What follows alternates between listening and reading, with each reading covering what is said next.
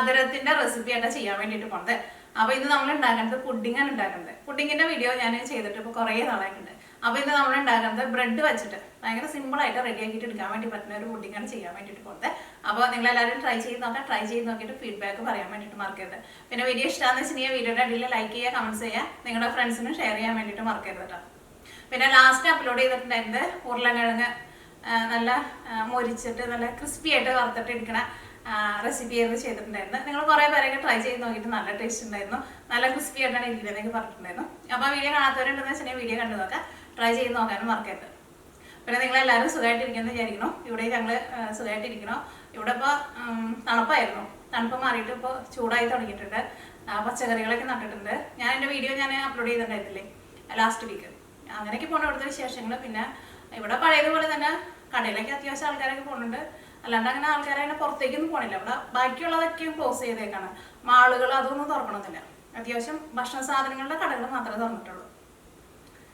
അപ്പോൾ ഈ നമുക്ക് ഒട്ട സമയങ്ങളായിട്ട് തന്നെ നമ്മുടെ ബ്രെഡും കൊണ്ടുള്ള പുഡിങ് നമുക്ക് റെഡിയാക്കിയിട്ട് എടുക്കാം. ഇനി നമ്മൾ പുഡിങ് റെഡിയാക്കാൻ വേണ്ടിയിട്ട് പോവാണ്. അപ്പോൾ ഫസ്റ്റ് നമ്മൾ എന്ത് ചെയ്യണമെന്ന് വെച്ചിട്ടുണ്ടെങ്കിൽ 2 ടേബിൾ സ്പൂൺ കോൺഫ്ലോർ എടുത്തിട്ട് കുറച്ച് വെള്ളം ഒഴിച്ചിട്ട് ഒന്ന് മിക്സ് ചെയ്ത് വെക്കുക. ഒരുപാട് ചേർക്കണ്ട കേട്ടോ. ഞാനിവിടെ നോക്കിയേ ടേബിൾ സ്പൂണിൽ 2 ടേബിൾ സ്പൂണാണ് ചേർക്കുന്നത്. കാരണം കുറേ ചേർത്തിട്ടുണ്ടെന്ന് വെച്ചിട്ടുണ്ടെങ്കിൽ ഭയങ്കര തിക്കായി. നമുക്ക് കുറച്ച് വെള്ളം ചേർക്കാം. ഇത് മിക്സ് ചെയ്യാൻ ആവശ്യത്തിനുള്ള വെള്ളം ചേർക്കാം. നമ്മുടെ കോൺഫ്ലോർ ഇപ്പോൾ നന്നായിട്ട് മിക്സ് ആയിട്ടുണ്ട്. ഇതാണ്ട് നീക്കി വയ്ക്കുക. ഇനി നമുക്ക് അടുത്തത് വേണ്ടത് 3/4 കപ്പ് പാൽപ്പൊടിയാണ് വേണ്ടത്. പാൽപ്പൊടി നമ്മൾ കുറച്ച് വെള്ളം ഒഴിച്ചിട്ടൊന്ന് മിക്സ് ചെയ്ത് വയ്ക്കുക. 3/4 കപ്പ് പാൽപ്പൊടി ചേർക്കുക. ഇതിലേക്ക് നമ്മൾ ആവശ്യത്തിന് വെള്ളം ഒഴിച്ചിട്ട് ഇത് നമുക്കൊരു ക്രീം പോലെ മിക്സ് ചെയ്തിട്ട് വയ്ക്കാം.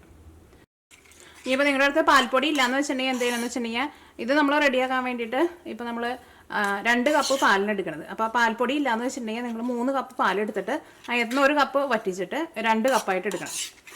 അപ്പോഴായിരിക്കും നമ്മുടെ ആ പാലിനൊരു ടേസ്റ്റ് കിട്ടുക. പക്ഷേ പാൽപ്പൊടി ഉണ്ടെന്ന് വെച്ചിട്ടുണ്ടെങ്കിൽ പാൽപ്പൊടി തന്നെ ചേർക്കാം. അപ്പോൾ നമ്മുടെ പാൽപ്പൊടിയും ഇതിനകത്ത് നന്നായിട്ട് മിക്സ് ആയിട്ടുണ്ട്. ഇനി നമുക്ക് 2 കപ്പ് പാല് തിളപ്പിക്കാൻ വേണ്ടിയിട്ട് വയ്ക്കാം. അപ്പോൾ ഞാനിവിടെ 250 ml കപ്പിൽ 2 കപ്പ് പാലിന് എടുത്തേക്കുന്നത്. അപ്പോൾ നിങ്ങളുടെ മെഷീൻ കപ്പ് ഉണ്ടെന്ന് വെച്ചിട്ടുണ്ടെങ്കിൽ മെഷീൻ കപ്പിൽ തന്നെ എടുക്കാം. ഇനിയിപ്പോൾ മെഷീൻ കപ്പ് ഇല്ലാന്ന് വെച്ചിട്ടുണ്ടെങ്കിൽ ഗ്ലാസ്സിൽ എടുക്കാം. പക്ഷേ എപ്പോഴും എടുക്കുമ്പോൾ മെഷീൻ കപ്പിൽ എടുക്കാമെന്ന് വെച്ചിട്ടുണ്ടെങ്കിൽ നമ്മൾ ആ പറയുന്നത് എല്ലാവരും കറക്റ്റായിട്ട് നിങ്ങൾ ചെയ്തിട്ടുണ്ടെങ്കിൽ കറക്റ്റായിട്ട് വരും. ഗ്ലാസ്സിലേക്ക് എടുക്കുമ്പോൾ ചിലപ്പോൾ ചെറിയൊരു വ്യത്യാസമൊക്കെ വരും. ഈ പാല് നന്നായിട്ടൊന്ന് തിളക്കട്ടെ. അപ്പോൾ നോക്കിയതേ നമ്മുടെ പാല് തിളച്ചിട്ടുണ്ട്. ഇനി ഇതിലേക്ക് നിങ്ങൾക്ക് സഫ്രോൺ വേണമെന്ന് വെച്ചിട്ടുണ്ടെങ്കിൽ നമ്മുടെ ഇതുണ്ടല്ലോ കുങ്കുമപ്പൂവ്, അത് വേണമെന്ന് വെച്ചിട്ടുണ്ടെങ്കിൽ ഒരു നുള്ളി ചേർക്കാം. അപ്പോൾ ഒരു കളറും അതിൻ്റെ ഒരു ഫ്ലേവറൊക്കെ ഉണ്ടാവും. അപ്പോൾ നിങ്ങൾക്ക് ആ ടേസ്റ്റ് വേണമെന്ന് വെച്ചിട്ടുണ്ടെങ്കിൽ അത് ചേർക്കാം. അപ്പോൾ ഞാനിതിലേക്ക് കളറിന് വേണ്ടിയിട്ട് കുറച്ച് മഞ്ഞൾപ്പൊടി ചേർക്കുന്നുണ്ട്. ഒരുപാടല്ല കേട്ടോ, ഒരു നുള്ളി ചേർത്താൽ മതി. അപ്പോൾ ഒരു കളർ കിട്ടും. പാലിൽ മഞ്ഞൾപ്പൊടി ചേർത്തിട്ടുണ്ടെങ്കിൽ പാല് പിരിഞ്ഞൊന്നും പോകില്ല കേട്ടോ.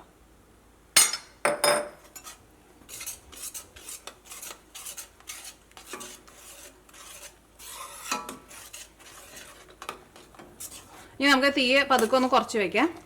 കാരണം പാല് നന്നായിട്ട് തിളച്ചിട്ടുണ്ടല്ലോ. ഇനി ഇതിലേക്ക് നമ്മൾ ചേർക്കാൻ വേണ്ടിയിട്ട് പോകുന്നത് നമ്മുടെ പാൽപ്പൊടി നമ്മൾ മിക്സ് ചെയ്ത് വെച്ചിട്ടില്ലേ, ഇത് ചേർക്കുക.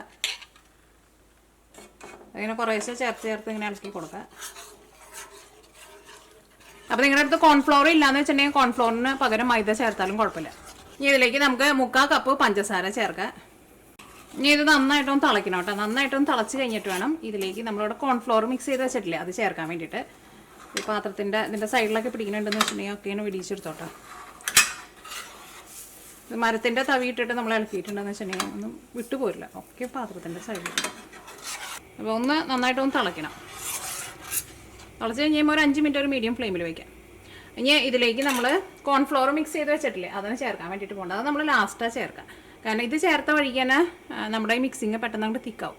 അപ്പോൾ നമുക്ക് അതിന് മുമ്പായിട്ട് നമ്മുടെ പാലിലുള്ള വെള്ളം നമുക്കൊന്ന് വറ്റിച്ചിട്ട് എടുക്കണം. അപ്പോൾ അതിന് വേണ്ടിയിട്ട് കുറച്ച് നേരം ഒന്ന് വറ്റിക്കാൻ വേണ്ടിയിട്ട് പറഞ്ഞത്. ഇനി ഇതിലേക്ക് നമ്മൾ കോൺഫ്ലോർ ചേർക്കണം. അപ്പോൾ കുറേശ്ശെ ചേർത്തിട്ട് നമ്മൾ നോക്കി ഇങ്ങനെ മിക്സ് ചെയ്തിട്ട് എടുക്കുക, അല്ലെങ്കിൽ ഇത് കട്ട പിടിക്കും കേട്ടോ. അപ്പോൾ ഞാനിവിടെ തീ പതുക്കെ ഒന്ന് കുറച്ച് വെച്ചിട്ടുണ്ട്. നോക്കി ഇതേപോലെ കുറച്ച് വലിയൊരു പാനാന്ന് വെച്ചിട്ടുണ്ടെങ്കിൽ നമുക്ക് ഇളക്കാനൊക്കെ ഇങ്ങനെ മിക്സ് ചെയ്യാനൊക്കെ കുറച്ച് എളുപ്പമായിരിക്കും.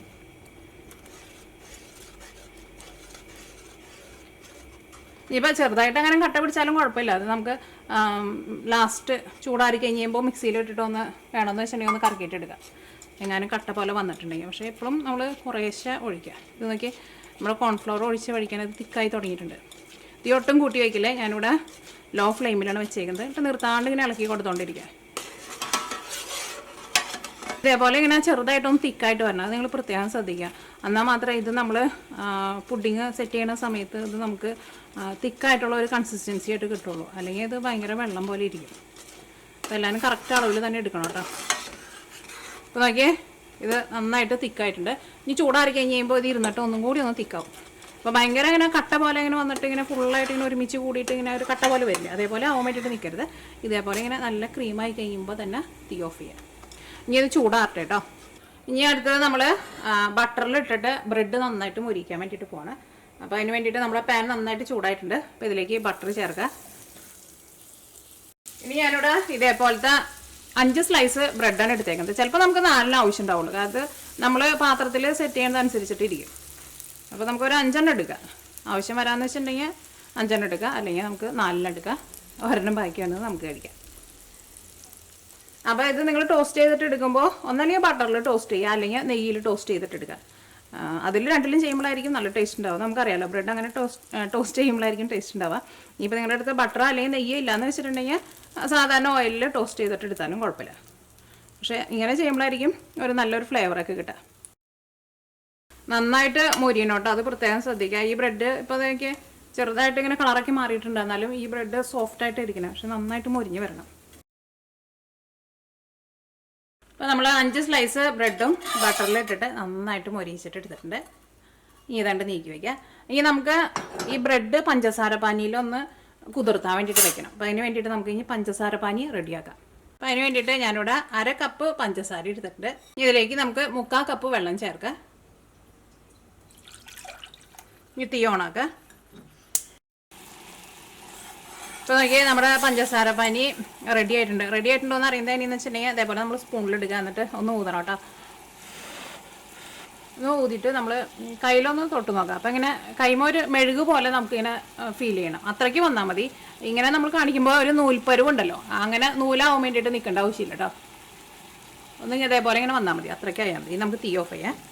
ഇനി നമുക്ക് പുഡിങ് സെറ്റ് ചെയ്യാനുള്ള പാത്രം എടുക്കാം. അപ്പോൾ അതിന് മുമ്പായിട്ട് എന്ത് ചെയ്യണമെന്ന് വെച്ചിട്ടുണ്ടെങ്കിൽ നമ്മുടെ ഈ ബ്രെഡ് ഉണ്ടല്ലോ, ഈ ബ്രെഡ് പഞ്ചസാര പാനിയിലൊന്ന് മുക്കിയിട്ട് ഒന്ന് കുതിർത്തിയിട്ട് ഇടുക. അപ്പോൾ ബ്രെഡ് നമുക്ക് ഇഷ്ടമുള്ള ഷേപ്പിൽ നമുക്ക് കട്ട് ചെയ്യാം. ഞാനിവിടെ ഒരു ബ്രെഡിനെ നോക്കി ഇതേപോലെ ഇങ്ങനെ 3 പീസായിട്ടാണ് കട്ട് ചെയ്യുന്നത്. അപ്പോൾ നമ്മളിപ്പോൾ 5 സ്ലൈസ് ബ്രെഡ് എടുത്തിട്ടുണ്ടല്ലോ, അത് നമ്മൾ സെറ്റ് ചെയ്യാൻ എടുക്കുന്ന പാത്രത്തിൻ്റെ അനുസരിച്ചിട്ട് ഇരിക്കും. ചിലപ്പോൾ നമുക്ക് 4 ആവശ്യം ഉണ്ടാവുള്ളൂ. അപ്പോൾ നമ്മളെ സെറ്റ് ചെയ്യാനുള്ള പാത്രം എടുക്കുക. അപ്പോൾ അതിന് മുമ്പായിട്ട് ഇത് നമുക്ക് പഞ്ചസാര പാനിയിലിടാം. പഞ്ചസാര പാനി നന്നായിട്ട് ചൂടാറണം കേട്ടോ, പ്രത്യേകം ശ്രദ്ധിക്കുക. അപ്പോൾ നോക്കിയേ, ഇത് പഞ്ചസാര പാനിയിൽ നന്നായിട്ട് കുതിർന്നിട്ടുണ്ട്. കുറേ നേരം ഇട്ട് വെക്കണ്ട. ഇനി നമ്മുടെ പാനിൻ്റെ മിക്സിങ് ഉണ്ടല്ലോ, നോക്കിയേ, ഇത് ഇപ്പോൾ നന്നായിട്ട് ചൂടാറിയിട്ടുണ്ട്. ചൂടാറി കഴിഞ്ഞ് കഴിഞ്ഞപ്പോൾ ഇതേപോലെ ഇങ്ങനെ തിക്കായിട്ട് വന്നിട്ട്, ഇതേപോലെ ഇങ്ങനെ തിക്കായിട്ട് വരണം, പ്രത്യേകം ശ്രദ്ധിക്കുക. ഇനി ഇത് നമ്മൾ ഈ ബ്രെഡിൻ്റെ മുകളിൽ ഒഴിക്കാൻ വേണ്ടിയിട്ട് പോകട്ടോ. അപ്പോൾ നിങ്ങൾക്ക് വേണമെന്ന് വെച്ചിട്ടുണ്ടെങ്കിൽ മിക്സിയിലിട്ടിട്ട് ഒന്ന് കറക്കിയിട്ട് ഒന്ന് ക്രീം പോലെ എടുക്കുക. പക്ഷേ ഇതിനകത്ത് ഇപ്പോൾ അങ്ങനെ കട്ട പോലെ ഒന്നുമില്ല. ഇതിൻ്റെ മുകളിലേക്ക് നമുക്ക് ഗാർണിഷ് ചെയ്യാൻ വേണ്ടിയിട്ട് നമുക്ക് ഇഷ്ടമുള്ളതൊക്കെ ചേർക്കട്ടെ. നമുക്ക് നട്ട്സ് വേണമെന്ന് വെച്ചിട്ടുണ്ടെങ്കിൽ നട്ട്സ് ചേർക്കുക, പിസ്താഷ്യോ അല്ലെങ്കിൽ ആൽമണ്ടൊക്കെയും ഗ്രേറ്റ് ചെയ്തിട്ട് ചേർക്കുക, അല്ലെങ്കിൽ ടൂട്ടി ഫ്രൂട്ടി വേണമെന്ന് വെച്ചിട്ടുണ്ടെങ്കിൽ അത് ചേർക്കുക. എന്താ നമ്മുടെ ഇഷ്ടമെന്ന് വെച്ചിട്ടുണ്ടെങ്കിൽ അതനുസരിച്ചിട്ട് ചേർത്തിട്ട് ഇതിൻ്റെ മുകളിൽ നമുക്ക് ഗാർണിഷ് ചെയ്യാം. അപ്പോൾ ഇനി ഇതിൻ്റെ മുകളിൽ ഞാൻ ഗാർണിഷ് ചെയ്യാൻ വേണ്ടിയിട്ട് കുറച്ച് പിസ്താഷ്യോ എടുത്തിട്ടുണ്ട്. പിന്നെ എൻ്റെ അടുത്ത് കുറച്ച് ടൂട്ടി ഫ്രൂട്ടി ഉണ്ട്, അത് നമുക്ക് ഇഷ്ടമുള്ളത് ഇട്ടിട്ട് ഗാർണിഷ് ചെയ്യാം കേട്ടോ. എൻ്റെ അടുത്ത് കുറച്ച് ടൂട്ടി ഫ്രൂട്ടി ഉണ്ട്, വളരെ കുറച്ചുള്ളൂ, അത് വേണ്ടിയിട്ട്.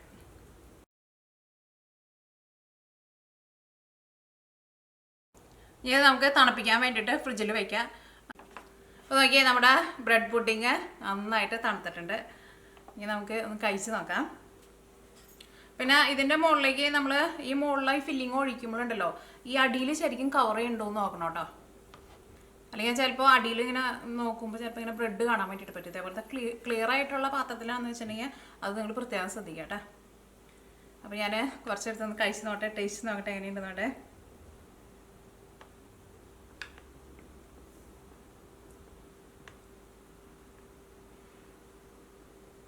ഞാൻ നോക്കിയേ, ഇതിൻ്റെ അടിയിൽ നമ്മൾ ആ ബ്രെഡ് വെച്ചിട്ടുണ്ടായിരുന്നില്ലേ, അതും മുകളിൽ നമ്മുടെ ക്രീം പോലെ കഴിച്ചോട്ടെ, കഴിച്ച് നോക്കിയിട്ട് പറയട്ടാ.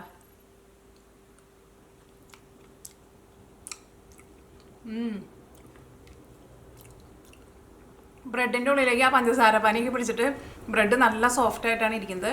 പിന്നെ നമ്മൾ ആ ബട്ടറിൽ നമ്മൾ ടോസ്റ്റ് ചെയ്തിട്ട് എടുത്തല്ലോ, ആ ബട്ടറിൻ്റെ ആ നെയ്യുടെ നല്ലൊരു ടേസ്റ്റ് ഉണ്ട്. പിന്നെ ഈ മുകളിലെ ഈ ക്രീം പോലെ ഇരിക്കുന്നുണ്ടല്ലോ, അതും കഴിക്കാൻ വേണ്ടിയിട്ട് ശരിക്കും നല്ല രസമുണ്ട്. റെഡി ആക്കിയിട്ട് എടുക്കാൻ വേണ്ടിയിട്ട് വലിയ പാടൊന്നുമില്ലല്ലോ. നമ്മുടെ വീട്ടിൽ എന്തെങ്കിലും ഫംഗ്ഷനൊക്കെ ഉണ്ടാകുമ്പോൾ റെഡി ആക്കിയിട്ട് എടുക്കുക, പെട്ടെന്ന് തന്നെ റെഡി ആക്കിയിട്ട് എടുക്കാനും പറ്റും. കഴിക്കാനെന്ന് വെച്ചിട്ടുണ്ടെങ്കിൽ നല്ല ടേസ്റ്റ് ഉണ്ട്.